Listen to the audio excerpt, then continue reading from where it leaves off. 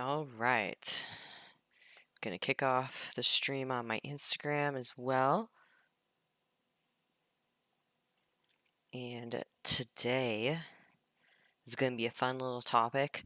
I've been having a lot of people reach out after I attended the Olympia to talk about what the wellness judging was like, as well as the differences that we're seeing in wellness versus bikini. So, this is my unbiased opinions and perspectives based on the judging criteria that is on the NPC News website, but also what the other high level coaches, some judges, and some well known industry folks have been talking about specifically to the wellness division today. So feel free to drop any additional comments, questions in the chat, and would be glad to address those.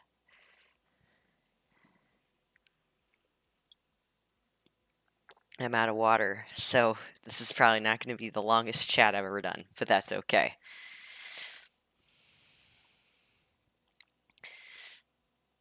So thank you all for joining, and I'm going to dive just right on into it because this can be a little lengthy of a topic, and I'm very passionate about the discussion and the sport. So first and foremost, what we know when wellness came out last year was we are making basis of the division because of what we're seeing in Brazil, South America, and Europe.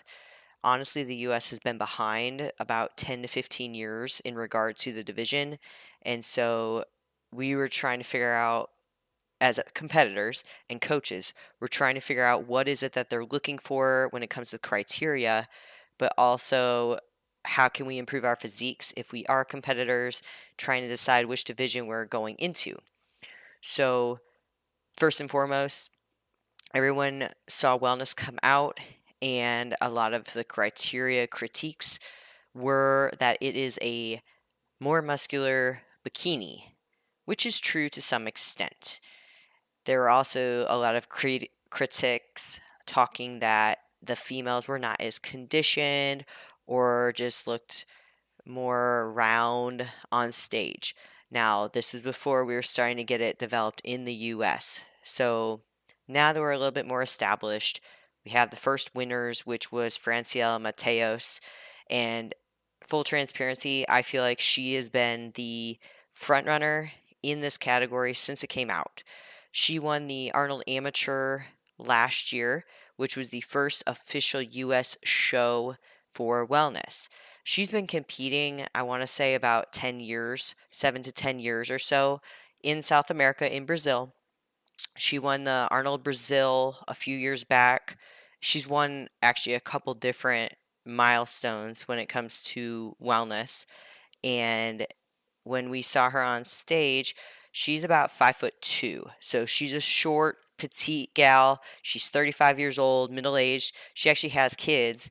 And it's very interesting to see her in person versus what you see online. The way that her physique flows, it is very model-esque, very muscular, dominant glutes. She has very developed quads, and the way that she poses her physique is the way that helps her the most to look the part, which they are saying now. I got this straight from Sandy. The wellness division is the only female division that they are rewarding asymmetry. They don't want you balanced top to bottom. What does that mean? It means a lot of us who are transferring from figure, from physique, from bikini, you got to watch how your upper body's developed. And so that was something for me. I came from the figure division. Some of you who already follow me know this. I came from the figure division to go into wellness. I had to grow my glutes, which is still my mission. Honestly, that is the main thing that anyone who wants to do wellness, you need to grow your glutes. No matter how big you think they are in the off season, a lot of times, full transparency, it's fat. Women store a lot of our fat in our legs, in our glutes, in our quads, in our hips. That is just a matter of it. And so, if you are wanting to compete, you gotta take that out of the equation when you're in off season because you don't know what you're gonna look like dieted down. So you got to focus on the glutes. All of my posing clients and even my clients that are one-on-one nutrition and coaching clients who might want to compete, I'm telling them, focus on your glute contractions, focus on the activation, and then we'll add in hamstrings, we'll add in calves, we'll add in quads. But if you can't grow your glutes enough at a larger national stage or at the pro level, that is where you're going to not do as well if you haven't developed them enough. So when it comes to that glute structure, if you go look at the top 5 from the Olympia, a lot of them had a very unique shape to their glutes. It's almost like a triangle is what I describe it as. So the glute rounds at the top and then it comes down and it's almost like a triangle. They are rewarding that. So develop your glute tie-ins. That is going to be key for a lot of you women out there, is not just growing the glute itself, but we're shaping the glutes. So developing the roundness on the outside and the upper glute, going down into the bottom of the glute and then into that hamstring. There were a few of the women in the top 10 didn't place as well as they could have because they didn't have that almost teardrop glute tie-in in their leg. And I was saying it from the beginning last year that wellness is going to be won from the back. I still believe that. I still believe that it is very similar to bikini in the fact that we're going to reward women on their overall look. So at the end of the day, it's still a beauty contest. Your hair, your makeup, your face, your boobs, your breasts, your shoulder caps, the way you hold your hands, the way that you move your body, the way that your waist taper is. Someone just commented that Francielle has an insane waist, and that is exactly right. So, keeping your waist tight in the off season or working on getting your waist tighter is going to be a big piece too.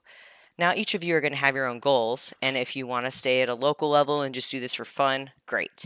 But if you're like me and you're trying to get to that pro level and maybe be a competitive pro one day, these are all things to take into the account. So, like I tell a lot of my women that are doing posing with me, when we're posing, you want to pose your legs in a way that the glute is visible at all times. We're also posing the upper body. Depending on how much developed the person is, we don't want it to overpower the legs. So we want to see shoulder development, but we want to make sure that there's symmetry coming from the shoulder down to a small waist, down to the quad and the glute. So it's all creating this beautiful shape that we are now seeing as wellness. When you look at the bikini division, bikini in itself has always been very model-esque, very Sports Illustrated, slender. Now, as the bodybuilding sport has progressed, it's become more muscular. So a lot of these women, even in bikini, are becoming more muscular. It's taking more time for some of these high-level women to place or get their pro card or do well just from a muscle maturity standpoint, which I think is good for the sport. But in that same sense, if you're trying to decide which division you want, understand that a lot of these wellness women at the top right now have been training 5 to 15 years of what I'm seeing in the top 10 from the Olympia stage this past weekend. So even someone who's only been training for 5 years, you can get up there. Now, what are you going to enhance with? That's a whole nother conversation, because a lot of women are enhancing on stage in all divisions, and a lot of women have done injections. That was noticeable on stage last weekend. Unfortunately, that probably caused some of those women to be docked in points, but transparency, it is what it is. So you want to go in knowing that. You decide what's best for you and your body and your health and go from there. So there are several women that are still competing and are still natural. Women who have turned natural in all divisions. I've got some friends that have turned natural in figure even. That's probably the highest level that you'd be looking at. I do know some wellness women that turned natural this past year or turned pro while being natural. So that's just another element to bikini versus wellness as a whole. Now, when it comes to the posing, there are some very specific differences. The front pose and the side pose are very different. You're also looking at the back pose. There's a slight change in the foot placement so that you get more quad sweep. But once again, because it is more of a presentation and pageantry, having that poise and that good constructed walk that makes you look confident and makes you look excited to be on stage. Some women will add sassiness to it. Some women are a little bit more flirtatious in their movements. And as you might have seen if you watched the live feed or were there in person, they added Latina music for the wellness women because a lot of them are used to that, and that's what they do. And so when you're presenting yourself, you need to have a little bit of spice to it, and usually those are the women that are also going to gravitate towards the top. They've got more developed physiques, they're more confident in their look. So all in all, I had a few changes as far as the top 5, top 10 placements than what they placed, but after reading some of the criteria and some of the forums on the placings, this was the first one. We're going to see how the sport evolves, just like when Classic Physique came out a few years ago. The first year, it was a lot of different body types, and I think we're going to see that in wellness, but more and more women, I think, who are shorter statured are going to do very well. Considering I'm Class B, I'm 5'4", a lot of the women who are the most competitive in this division are 5'5" or shorter, just as a generic whole. So we'll see how things play out. I'm excited to see the sport develop and evolve a little bit more, and hopefully one of my goals is to get into judging some local shows and be able to participate in that way and help the sport grow and evolve and continue to help my clients, help my posing clients do better and have a different eye, a different perspective, because I think at the end of the day, it is a very subjective sport, and a lot of people will look at it in that way and not recognize that, to get to the top, you're going to have to do things differently. You're going to have to work extra hard. You're going to have to make sacrifices. It's going to be in your personal life. It's going to be in your work life. It's going to be in your finances. And ultimately, if you have a big goal, you can achieve it. You just need to take that time, really analyze what you need to do, go from there. So, did anyone have any other questions, thoughts on bikini versus wellness? I didn't really see any other questions come through.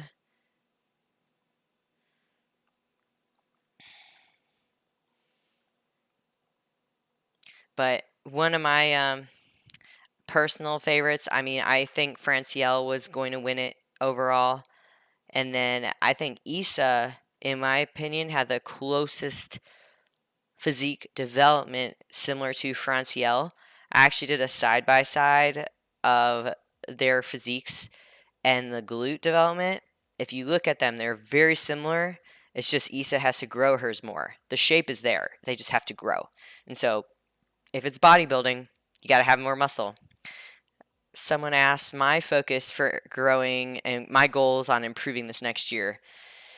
Honestly, I need to grow my glutes. I'm training glutes 4 days a week right now and adding in quads, hamstrings, calves here and there. I'm doing upper body maybe 20 minutes a week. That's it at the end of my workouts just to maintain. Because for me, if I can get my metabolism and my hormones in a good spot, I'm really focusing on developing overall glutes, shaping them at the top, bringing more of that hamstring tie-in. My left leg is a little bit lagging when it comes to my tie-in, so I'm trying to improve that. And then my upper body, I don't need it to get any bigger because from a stage perspective, I want it to look smaller so my legs look bigger. So it's a little bit of that optical illusion. I'm also trying to keep my waist tight in this off season and doing vacuums, wearing a waist trainer a couple days a week during my fasted cardio walking sessions, which I'm not doing much cardio right now either because I don't need to. I'm not trying to be lean. I'm trying to be strong. I'm trying to have good cardiovascular health, but nothing crazy. Oh yeah, it's all about the lower body. People who see me at the gym, they're like, "Oh, it's another leg day," because I'm always grabbing the hip thrust pads so that I don't break my pelvis when I'm hip thrusting over 200 and some pounds. So I'm trying to get my hip thrust amount increased, and right now my programming, I'm doing various movements. I'm actually hardly squatting right now, focusing more on hip hinge movements. I do have some lunges in there, deadlifts in there, accessories, more banded stuff than I'm used to doing, and just challenging myself every day. So that's ultimately what I'm working on, and it's been fun to go to the Olympia and witness it. And that way, for me, anyways, it motivates me more seeing people in person than online because sometimes I just get so bogged down with social media, I'm hardly on the apps.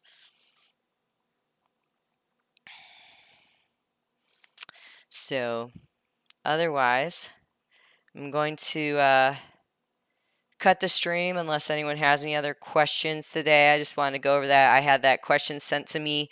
Thought it was a really good one to go more in depth over. And obviously, each person has got an individual physique. So it's going to depend on what your frame is, how much muscle density you are, how old you are. Because some of these women, depending on your age, you might have to adjust your training style, your nutrition, or supplementation based on that. And I'm 29. I'm technically young in the sport, and I still have several years ahead of me if I want to keep doing it before I have children. So that's something for me too. I did have a question on YouTube. So for wellness, is it a thong bikini? So it is. And honestly, I was looking at some of the bikinis from the Olympia as well as some of the national shows that I was at. And even when I competed this year and last year, part of it is the way it sits above the glutes. If you don't pull the bikini up high enough on the hip bone, you're actually going to do yourself a disadvantage because it's going to cut your torso and make it look shorter. And from the back, they actually call the one bikini cut a Brazilian cut because it's going to have less fabric at the top. And so if you look at especially Francielle's, the way her glutes shape at the top, whether she's enhanced or not, it doesn't matter because the way her glutes sit, if she can have that bikini looking more thin, it's going to create that view of a deeper glute, if that makes sense. And of course they're going to reward that because we're looking at muscular development.